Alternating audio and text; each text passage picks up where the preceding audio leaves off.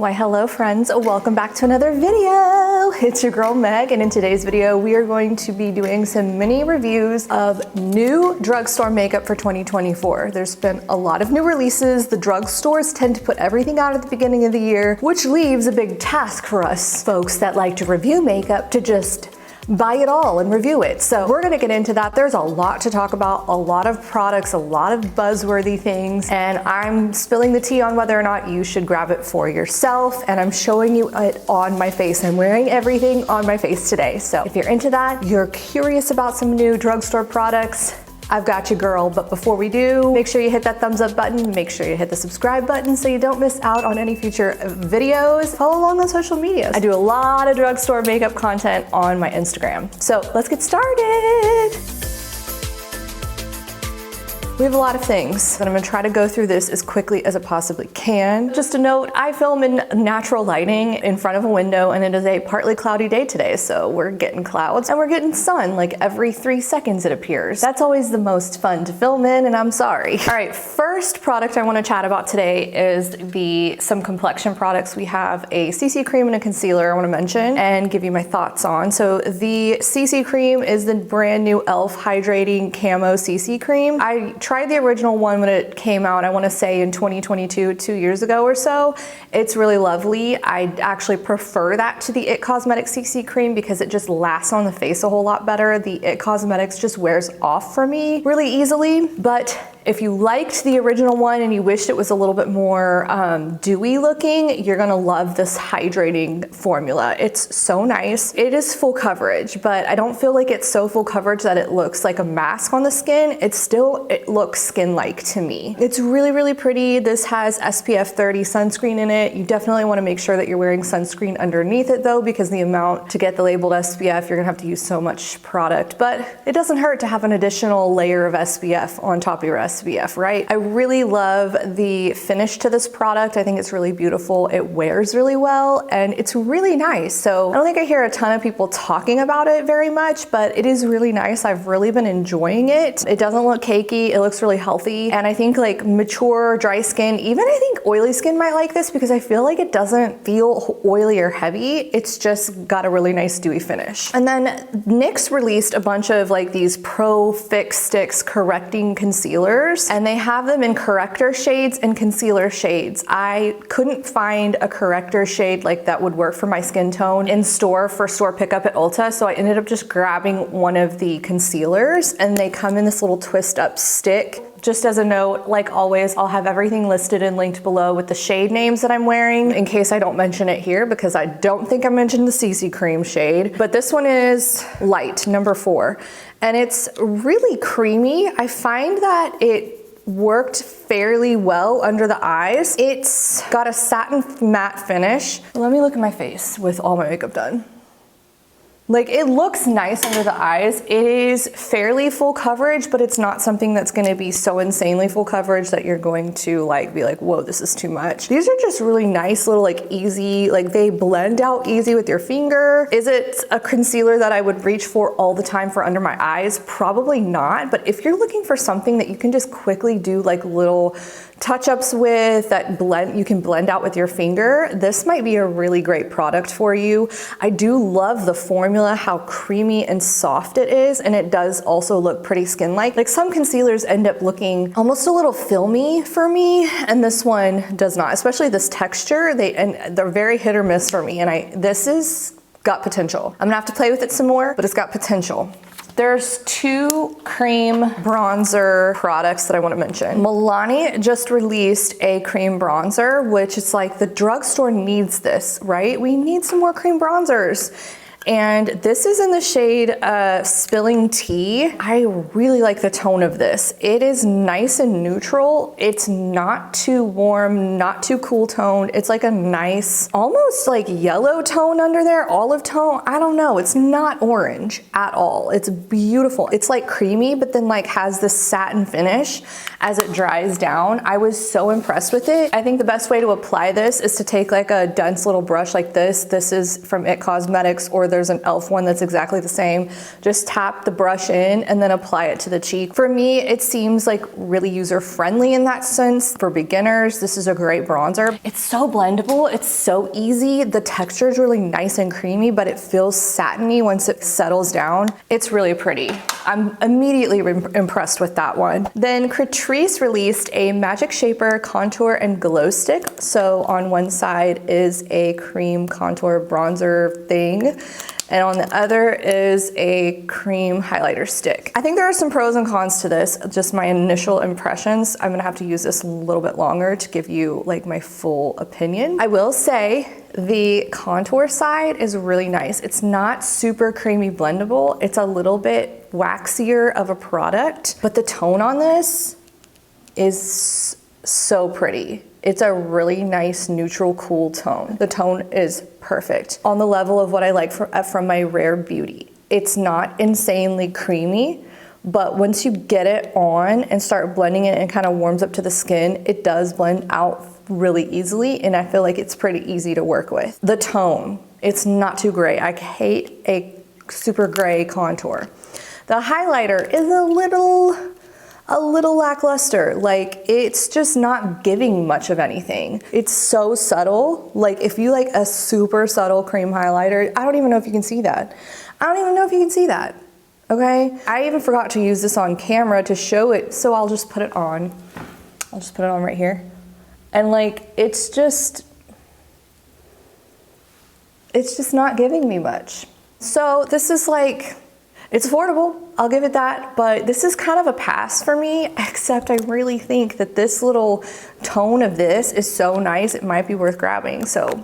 But the Milani bronzer, this cream bronzer is a definite yes. Okay, we gotta talk about these e.l.f. cream blushes. They have been all over the internet. They are so viral. People are losing their minds over them, saying they're a Rare Beauty dupe. And I will agree with them being color dupes for Rare Beauty. Like this one, Pinky Promise, is a dupe for Happy. This mauve one is Suave Mauve, is definitely a dupe for the shade Encourage.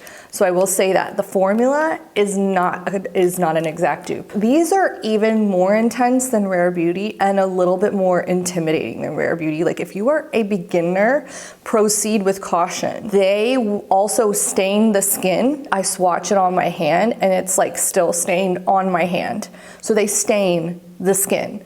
Be careful. And with all that in mind, I do like them. You just have to know how to apply them.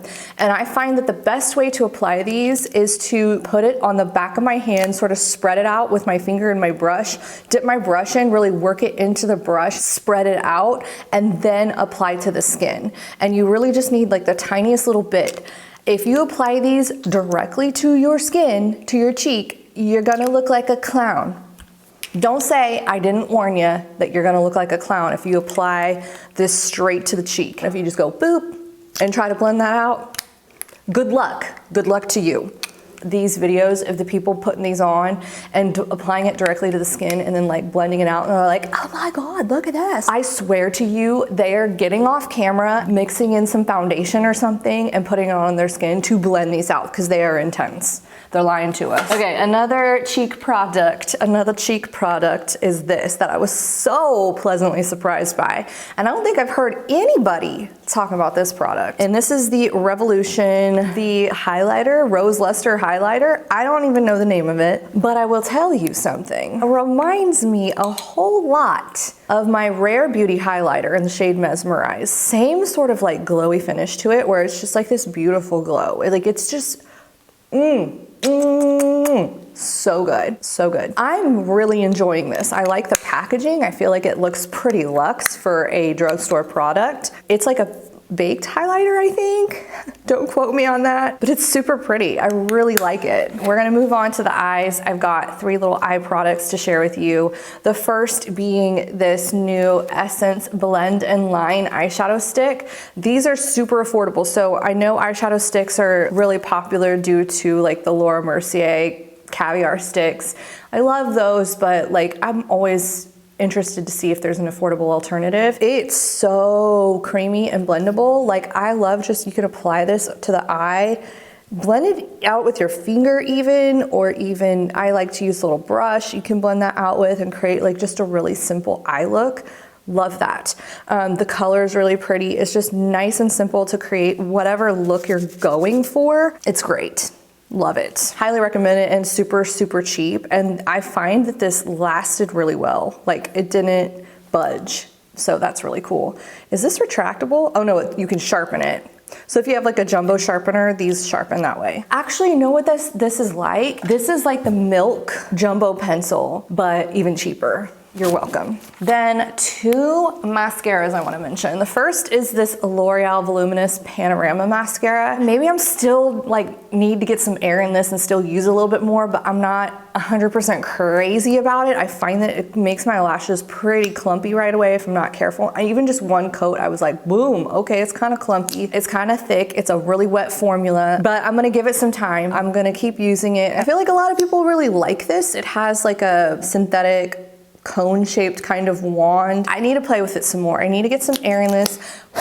Sometimes I feel like when mascaras dry out a little bit, like I like them more. I'm not a huge fan of like super wet formulas of mascara. I'm kind of on the fence about it, okay? I need to give this some more time. Yeah, that's my thought. And then another e.l.f. release. e.l.f. is killing it with the releases. What are they doing over there? Okay, e.l.f. knows what they're doing. They released what they're calling the Lash Extender Mascara, and it is a tubing mascara. If you're not familiar with a tubing mascara, it's basically just like these little polymers that form around the lashes, and it's really budge proof when you have it on without having to wear a waterproof mascara. But when it comes time to remove it, it comes off easily with warm water, and they just sort of slide off the lashes. It's almost plasticky. I don't know. Is that the right way to describe that? Anyway, if you like the Thrive mascara, this is probably the closest dupe that we're gonna find from the drugstore. I really love it. Like, it's the closest drugstore alternative. I've liked this even more, that I've been kind of opening up and getting air into it, and it's drying out just a little bit, because at first it was a little too wet for me.